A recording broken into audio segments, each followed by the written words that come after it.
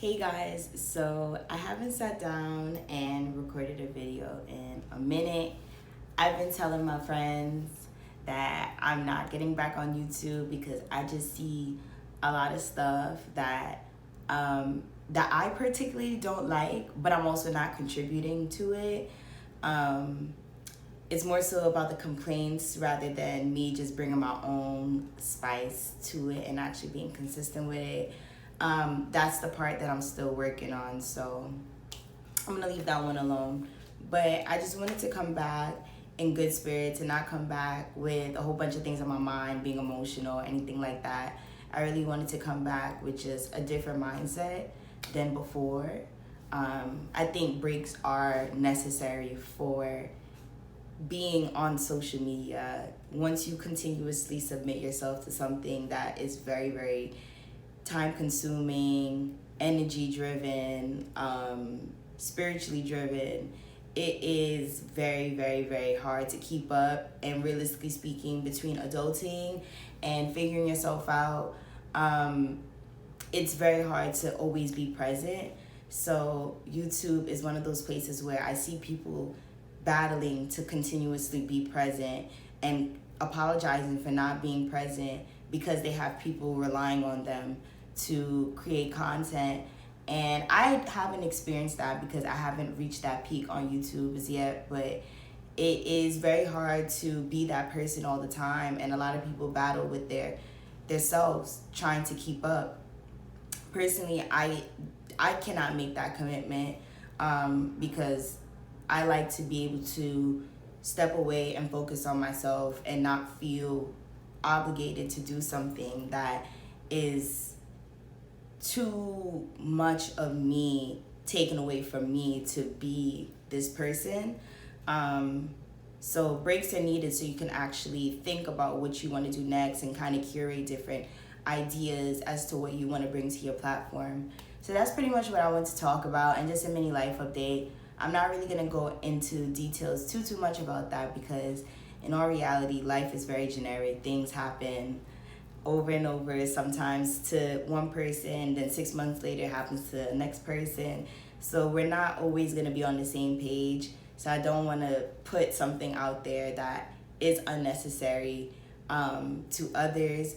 But I just want to take time to really appreciate the fact that I finally moved. I'm actually in a place where I am happy. I've found the things that I do enjoy. I found myself. I found time to really figure out if things that I do want to pursue is actually worth my time.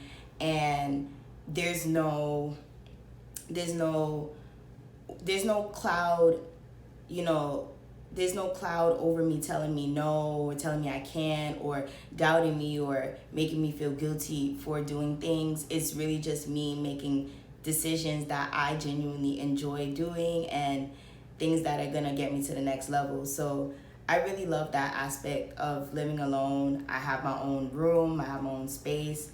I was living in my mom's living room for years, and I was like, I don't want to be this person, 25, 26, living in my mom's living room. I really want to just get my own place so that it can kind of just minimize the arguments about being in someone's house and not respecting their rules, as opposed to setting my own rules. And, you know, my roommate and I set our own rules so that we're able to navigate in the household, because what parents don't really realize is the house is such an important aspect of how you navigate in life outside of the household. If you do not feel comfortable in your house, you're going to go out and do the most absurd things to not be there. If you love your house, you're going to be at peace a little bit more. So it's a little bit easier for you to make rational decisions. But when you're running away from home, you end up in some fucked up shit. And it's just like, yo, like, you got to take blame, and your parents got to take blame as well, because they push you away so much. That's something that I was experiencing as far as like with my family. I just felt like it was a lot of push away and no togetherness, you know, no community really. So now I'm in a place where I'm able to build my own community and tap in, you know, to my family at my own leisure, as opposed to it being like an obligation and it becoming somewhat of a burden or responsibility. I love the fact that, you know, I come from a city that I'm able to, you know, navigate a little bit more easier. You know, New York City is very, very mobile. Like, you're able to get around a little bit more easier. And Texas is not like that. So living here has taught me how to just adapt and to just slow down just a little bit, because it's very fast paced. There's always something going on. You really don't have time to think about anything, you know. Now I have the opportunity to go home when I feel like it, or I can stay here if I feel like it. But either way, I still have a home, a bed, an apartment of my own, and it feels great.